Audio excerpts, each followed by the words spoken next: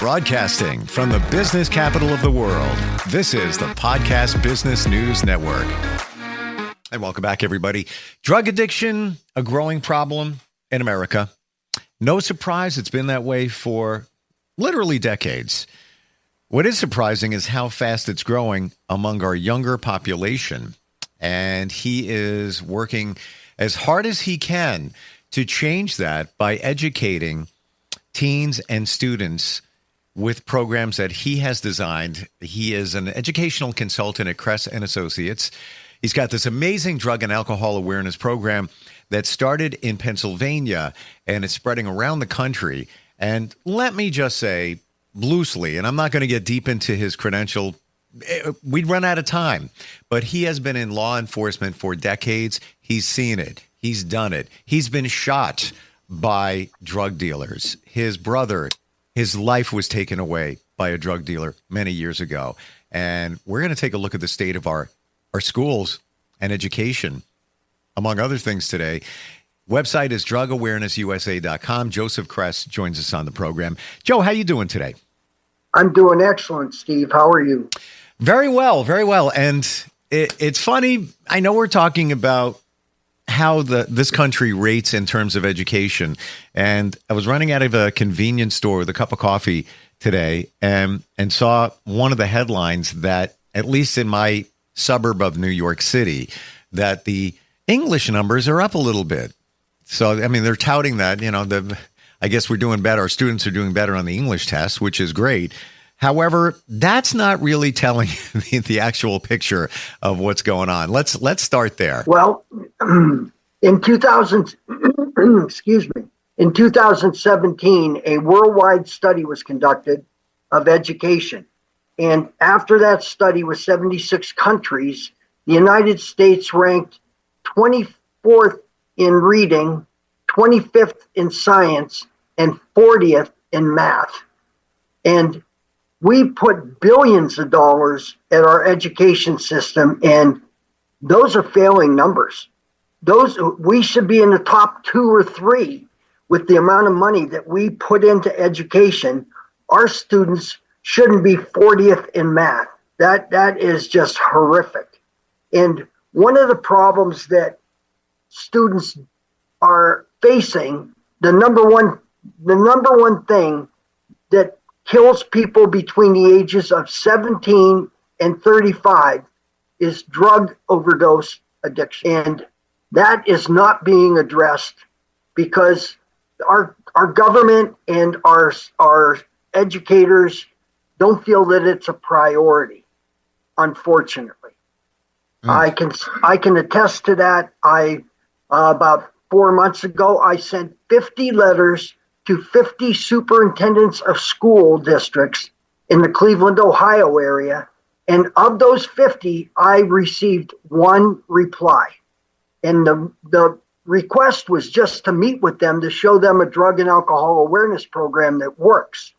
And I received one reply, and it was an email saying, "No, thank you.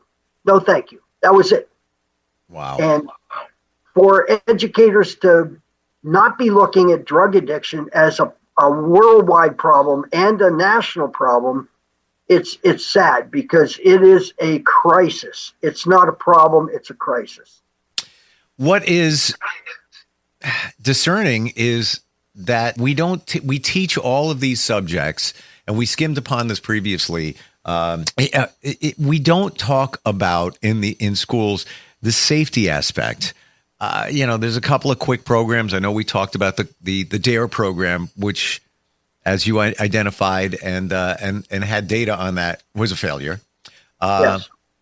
What is being done in schools today? Is it just a school case by case basis? They just decide what they feel that they should be doing? Well, in Pennsylvania, they passed a law years ago. They passed a law. It's 1547. And in section 1547, it says that students from kindergarten through 12th grade must, by law, receive drug and alcohol prevention education every year. Every year. The problem is there is no teeth in this bill. uh, demanding that they do this education. And by my description of there's no teeth in it, if you choose not to do it, there isn't a darn thing that happens to you. So I have several friends of mine who have kids that are in the high school area.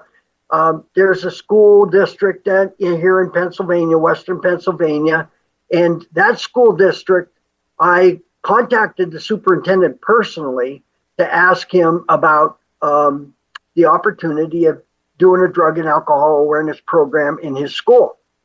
He said that they have it all under control. And then I explained to him that I have 2 letters from 2 different students in their high school that told me that last year in their school district, there was a video going around of a young student, a high school student, and his girlfriend underneath the lab table during lab class, and they were snorting ketamine, which is an animal tranquilizer. Yep. Now, this video went all around the school, and yet this superintendent of schools stood back and made it out like, oh, we don't have any drug issue here. That to me is appalling. Completely. And when you deny that there's any kind of an issue like that, all you have to do is look at the national statistics, not from me, but from the CDC. The CDC estimates that 31.4 million Americans use illegal drugs. That's 1/10 of our population. For every 10 people you walk by, one of those 10 people is probably doing some kind of illegal substance. And then they stand back and wonder, geez, why are we 40th in math or 24th in science or 25th in science and 24th in reading? Duh. It doesn't take a rocket scientist to figure that out. So it's appalling, even to hear, especially that one administrator. Yeah. And side note, ketamine it's been called Special K. It used to be, yes, it was used to, as a tranquilizer for animals. Then it was used, I've done podcasts on it, and then it was used as anesthesia, which is still isn't very safe for that. And then they realized that it had properties to help you get clarity. It can help with mental issues, all good, except that's under the direction of a doctor. And as I've learned even this year, that substance, you go into, call it a trip for a while, even under the direction of a doctor, when typically it's an IV drip, but there's other ways to do it. It's not can be a non-pleasant experience. And we're not even talking about where you're getting it from. I'm assuming, what I just said is under the care of a doctor. You're talking about some students under a desk snorting it. Where did they get it from? How do they know what's in it? Exactly. Unbelievable. Yeah. Well, the other issue that's taken place in our country is carfentanil. And carfentanil is a synthetic opioid that's 10,000 times more potent than morphine.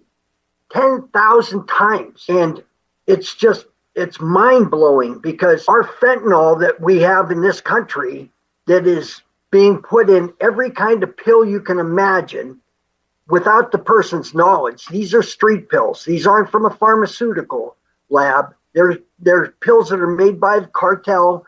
They look like an Oxycontin or a Dilaudid or whatever it is, the pill that you think you're getting. And instead of it being just an Oxycontin pill, it's Oxycontin with fentanyl included.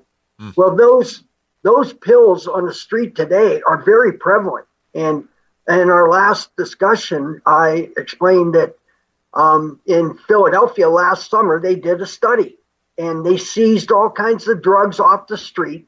And because they have a district attorney that shouldn't be a district attorney, he doesn't prosecute people if they have illegal drugs. He just, take it off the street and everything's fine and dandy. Well, that's not the way it is, because 90% of those pills that were seized off the street were found to have fentanyl in them. Wow. Oh, boy. What is the answer here? You have an amazing program to educate students.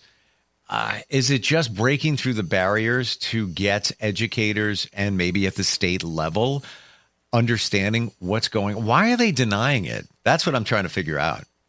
That's the $40 bazillion question, really. I mean, we'd stand a better chance of winning the Mega Million the other day than we would of figuring out why they're just turning their backs on this crisis.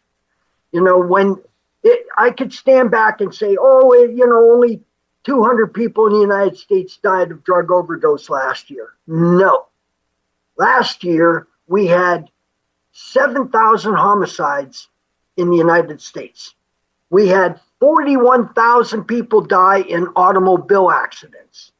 And put your seat in an upright position and prepare for takeoff, because we had 111,000 people die of drug overdose. And, for the life of me, I can't understand why it is they keep doing the same things over and over and over that are ineffective. And they're not making an effort to put a program in schools that will save kids' lives. And my number one thing that I think all parents have in their focus of having a family is to protect their children. I think that that's the number one duty of every person that has a child, is to protect their children. And this is not happening. And I think that the majority of Americans do not understand how little education their children are getting about drug and alcohol addiction in school. And I think that we have to have something. I don't want to use the word revolt, but that sounds like a pretty darn good word to me, as far as having a revolt with parents demanding, not asking, not saying, oh, hey, instead of teaching blah, blah, blah, that's a worthless waste of time. We need to teach drug and alcohol prevention, because it will trail their child from their 12-year-old. Once those kids start using drugs, and then when they're out of high school, they start doing heavier drugs. And next thing you know, they're on a bus, they're not driving. And the rest of their entire life is designed about, who can we rob? Who can we steal something from? Who can we do this? Where can we get some more money for drugs? Where can we steal some drugs? And that is a pathetic way of life. And if anybody stands back and thinks that, oh, it's not that bad, just walk down the street of any major city in the United States today, and all those people laying on the sidewalk, and that's where they live now. They live in a cardboard box on the sidewalk. And if you go over to their little cardboard box and look in there, you'll see all kinds of needles. Guess what? Addiction brought them there. And it's just sad that our school system has a golden opportunity when these kids, it is a captive audience, and they're in a situation where it's the only time in their entire life that they've got an opportunity to learn about how drug and alcohol addiction can literally destroy their life, and nothing's being done about it. What's mind-blowing here is that you can, as a parent, approach a school and let's say, you're not happy with the education. Let's say your child has some challenges. You can go before the board, state your case, and things can change. They can change the way your student is educated. They give you a different situation, depending on what challenges that your child has. Those changes can take place with making a little bit of noise. Can you imagine what could happen if more noise has been made to school district boards, even starting with the schools and the principals themselves? What could come about of this? Nobody's doing it. Nobody's talking about it. It's just mind-blowing. It really is. And the sad thing is, our children deserve to have this education so they don't have a miserable life or death. People stand back and they don't realize, I've been to the scene of many deaths. As a police officer, I've been to the scene of many deaths. And the ones that are really sad are the kids that are basically healthy, but they end up using a substance that they think is let's say for the sake of discussion, they think that it's Oxycontin, or they think that it's ecstasy, and it's not. And what kids today don't know is the Mexican cartels are taking fentanyl, they're putting it in a pan, putting liquid to it, some water, and they're making it a liquid fentanyl, and then they're stoking marijuana in. Though, the marijuana that, all the experts say, it's not a gateway drug. The hell it isn't. It is definitely a gateway drug. And it all starts with the beer. Kids go and they find a beer. Their dad has a couple beers in the refrigerator, and he's going to be out of town for a couple weeks, and they sneak a couple beers, and next thing you know, they get that buzz, that first buzz, and they're not hammered drunk, but they're feeling the effects of alcohol. And it starts becoming more prevalent when they start doing it more often. And then they end up going to a buddy's house to have a little beer party. And the next thing you know, one of those kids says, "Hey, I got this pill," or "Hey, I've got some ecstasy here, or an ecstasy pill," or "Here's a joint of marijuana." And they start smoking marijuana, and that feeling gets more intense, and they like it until it becomes addictive. And once it's addictive, you can take a person and put them in, some of the people that I've dealt with over the years have been in 7 to 10 rehabs, spend thousands of dollars, their families trying to get them clean, and all that does is make them poorer because the opportunity of getting off of drugs is remote. And why is that? Just the rehab situation, getting off of the drugs, just it's not easy? Is that what we're saying here? I don't want to say it's impossible, but it's darn close to being impossible. Because if you have 100 people that are addicted to drugs and they go to a rehab, 95 of them still are using drugs after they go to the rehab. Right. If you have 5 people out of 100 that actually gets clean, that's big success for the rehabs. And it's sad because I've seen so many wonderful people. And, this drug addiction thing has no discretion on what demographics it destroys.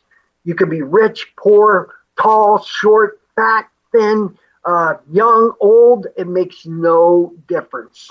And when you start using drugs and it starts to become a little habitual thing, all of a sudden, you've hit the button where now you can't stop. You have to have it. I need it so bad. And it calms me down. Oh, yeah. And I've heard just about every single excuse you can hear under the sun. And it's sad because once they're addicted, they're not in control of their life. And they definitely are at serious risk of dying. Wow. This is not your opinion. This is based on what you've seen. Absolutely. Yeah. I was a lieutenant with the Erie Police Department. I was a cop for 26 years. I'm the only person in the Northwest District of Pennsylvania to ever be invited to the DEA Drug Unit Commanders Academy in Quantico, Virginia. I was there with 43 other people from literally all over the world, not just from America, all over the world. At my graduation was the director of the DEA, Asa Hutchinson, and the United States Attorney, John Ashcroft. I had extensive conversations with both of them. And quite honestly, they were there for pretty much the whole second week that we were there. And they really believe in making a difference. But see, the DEA does it from a law enforcement stance. They're out there arresting people that are drug traffickers and getting involved in these great big conspiracies so that they can get major quantities of drugs off the street. We funded $30 billion to the DARE program for years. But the DARE program was a bunch of businessmen that got together and they formed a little business that ended up they had a program that was a failure right from the start. And the sad thing is, in 2002, the Government Accounting Office in Washington, D.C. wrote a letter to Senator Dick Durbin. And that letter said that they found after extensive studies that there is no significant difference between students who had gone through the DARE program and those who didn't. And then they basically outlawed the DARE program. And I don't know if it's administrators and school supervisors that think, oh, maybe this is just another DARE program. My program is nothing like DARE. If you go to drugawarenessusa.com, and at the bottom of the right-hand column, you'll see principals, school resource officers, teachers, counselors, and students themselves all say the same thing. Wow, your program blew me away. One student resource officer said, after Lieutenant Kress's program, a young lady came up to me and handed me 7 or 8 marijuana pipes, trusting that I wouldn't arrest her, and a bag of marijuana. And she said, I'm done with this. I don't want anything to do with this anymore. And he said, I saw her recently and she's still drug-free. Now, I'd like somebody else to point out another program that's that powerful. I just have, see, the people that murdered my brother were drug users. They used drugs, and the whole time they were setting my brother and sister-in-law up, my brother was married 10 days when he was murdered. He had gotten married on Valentine's Day, and 10 days later on his honeymoon, he was murdered by 2 people who said, oh, we'd like to make you a nice New Orleans-style breakfast to celebrate your wedding.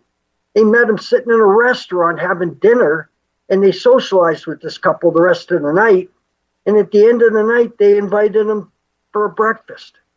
And once they got him alone in an area where they felt safe, they murdered my brother, and they almost murdered my sister-in-law. Mm. But my drive to get drugs off the street are so no other family has to go through what my family went through. And that journey, or at least a view of that journey, is in a book that is getting a lot of attention. Is that book is based on a lot of what happened to your brother? Is that right? That's correct. I actually became a police officer because of what happened to my brother, and I wrote a book a year and a half ago. It's called Single-Handed by Joseph Kress, and I just found out this morning that out of 1,000 books I was contacted by a literary agent, and that my book is in the final 5 for review to be selected by a traditional publishing house. Out of 1,000 books, my book is in the final 5 in the running to get selected. So amazing, as it should be. As it should be. What a journey, Joe, you've had. Really. I was a sniper on the SWAT team. I was a lieutenant in charge of narcotics. I wanted to be a street cop. I wanted to be out there hands-on dealing with these people that are dangerous. And, it got me shot. I got shot in 91 doing a drug entry. A guy shot me through a closed door when we were making entry into his house with the search warrant. And it missed my femoral artery by less than an inch, but that didn't deter me. It just made me all the more driven. And I had a great career. I'd do it again in a heartbeat. The pay isn't what people think it might be. Believe me, it's not what it was cracked up to be. But I really had an exciting life. But my number one thing is I wrote this book as a tribute to my brother, because he was literally one of the kindest hearted people you'd ever want to meet. And the guy that murdered him is he's still in prison. It'll be 50 years this year. He's still in prison in Angola Penitentiary in Louisiana. Wow. Your website, drugawarenessusa.com, says it all. The number of awards you've gotten, the letters of commendation, the Purple Heart, the Medal of Valor, right down to the endorsements about what you're doing now in trying to get the word out into high schools. It's all there, as is the program. So if even if you're a parent concerned, reach out to your school board. Let them know that you and other parents aren't standing for this. Yes, education is important. Our students need to know math, English, or whatever language, on and on and on. But we also need to keep them safe. And we can't hover over them all day long while they're in middle and high school. It's got to come from the school level, and the awareness, and that education there starts with this program. DrugAwarenessUSA.com. Joe, great having you on here once again. I love that you get right to the point. These are the facts. These are the stats. Here it is. It's you're not speaking from emotion. There's data. It's all there, right? Yeah, it is there. And it's sad to say, the Bureau of Justice Statistics in Washington, the FBI Bureau of Justice Statistics, all of these facts are you can't refute them, because this is done after all this compilation of all the different crimes that have been taking place. They've found that 80% of all crime is drug related in one way or another. 80%. If that doesn't motivate a parent or somebody in a school district of authority to make some changes, or at least start the process, what will? Like, unbelievable. Also, I think it's important to note that the parents that might hear this podcast today, if they stand back and say, well, my son doesn't do any drugs, so I don't have to worry about it, and blah, blah, blah. Well, the big thing is, if a mom calls her son on his way home from school, hey, honey, pick up a gallon of milk at the convenience store. Okay, Mom, no problem. Well, he goes to the convenience store. He walks back to the cooler. He gets a gallon of milk. And as he's walking up to the counter, in walks some guy that's strung out on meth. And he's got a handgun. And he's going to rob the store to get more money for meth. Yep. And he knows you don't leave any witnesses. Now, his drug addiction has destroyed your family. Your kid who did no drugs, his drug addiction has literally destroyed your family. And I know what it's like to come from a family that was damaged severely by somebody using drugs. Trust me, they don't want to go there. Again, those are the facts. You've lived it. Yes. You understand it. You see it. It's destroying our culture, and it's getting worse every day. There's a play. And by the way, we talk about, for that student, that high school student, that can of beer, bottle of beer is, call it the gateway to the future. Yes, it is. But what's happening right now? I don't know. You in Pennsylvania, I drive on Long Island. I see tons of THC, smoke shops, CBD. Oh, yeah. There's a place for it in some regards to help people feel better and such, but done incorrectly, let's say, and I know a lot of places that just quote unquote sell CBD. They have other stuff there they'll give you if you ask. Oh, yeah. And I hear this from people all the time. So it's more available than ever. The only way to combat this is with awareness and education. And that's where you come in. DrugAwarenessUSA.com. Joe, thank you so much again for being with us. And I commend you on what you're doing. I appreciate it. And here's hope in 2025.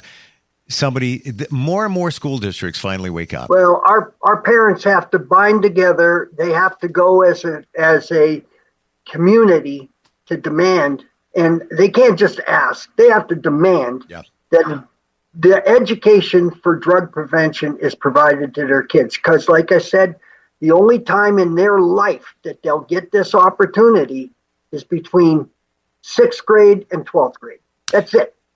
And before 6th grade, kids they're busy playing with Legos and everything else. They're little kids having fun.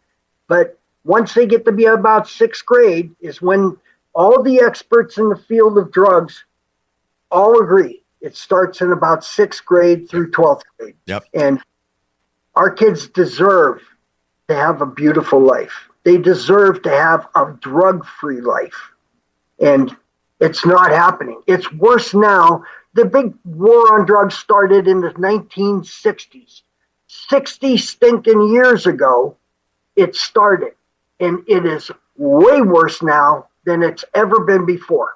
Way worse. Way worse doesn't even describe it. And the word demand is so good, because if you ask your administrators in the school, there's a good chance they're going to turn it down, because it's for one reason: money. They need to find it within the budget, take away, some programs that really aren't that important. And there are some there, let's be honest, and put it where it needs to go.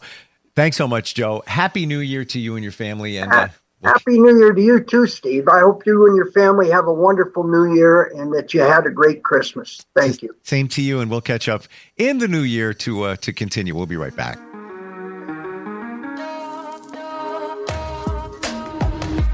Broadcasting from the business capital of the world, this is the Podcast Business News Network. Of course my kid's in the right car seat. Well, I think he is. Yeah, my kid's in a booster seat. He was ready to move up. He is ready, right? Her car seat looks like the right size. There are probably rules on when to move up to a booster seat, aren't there? Rear facing, forward facing. I think I have it right. Car crashes are a leading killer of children 1 to 13. Are your children in the right car seat for their age and size? Don't think you know. Know you know. Go to safercar.gov/the right seat. I know my child's in the right car seat, or else I wouldn't get in the driver's seat. Brought to you by the National Highway Traffic Safety Administration and the Ad Council.